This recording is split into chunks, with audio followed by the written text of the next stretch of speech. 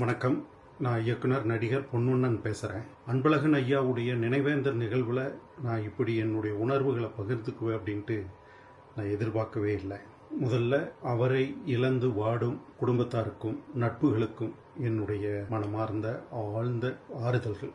கடந்த 2 வருடங்களுக்கு முன்னாடி சிங்கப்பூருக்கு ஒரு கலை நிகழ்வுக்கு நான் வரும்போது தான் ஐயா என்னோட பழக்கம். அங்கு நான் இருந்த ஒரு வார காலமும் காலையிலும் மாலையிலும் என்னுடன் மொத்தமாக பயணித்து அந்த நேரத்தை அவர் ரொம்ப இனிமையானதாக எங்களுக்கு மாற்றி கொடுத்தார். நூலகம், அங்கே இருக்கக்கூடிய ஓவிய அரங்கம் மற்றும் ட்ரெடிஷ்னலான இடங்கள், எல்லா இடத்துக்கும் நாங்கள் பயணித்தோம். புகைப்படமெல்லாம் எடுக்கும்போது நேராக கேமராவை பார்க்க மாட்டோம், திரும்பி நின்றுக்குவார். அவரை கேமராவை பார்க்க வைப்பது அப்படின்னு நாங்கள் எடுக்கிற முயற்சியிலே ஒரு சுவாரஸ்யமான அனுபவமாக இருந்தது.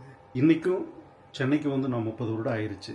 ஆனால் சிறு வயதில் நான் சாப்பிட்ட பழைய கஞ்சி, வெங்காயம் சென்னைக்கு வந்த பிறகு நான் அந்த உணவை சாப்பிட்றதுக்கு வாய்ப்பே அமையல. ஆனால் சிங்கப்பூருக்கு அன்பழகன் ஐயா வீட்டில் பழைய சாதமும் அந்த வெங்காயம் சாப்பிட்ட நினைவு இருக்கு இல்லையா, அது காலத்தால் எனக்கு எப்போதுமே மறக்க முடியாத ஒரு நிகழ்வாக இருக்கும். அவர் எழுதிய புத்தகங்களை எனக்கு கொடுத்துருந்தாரு.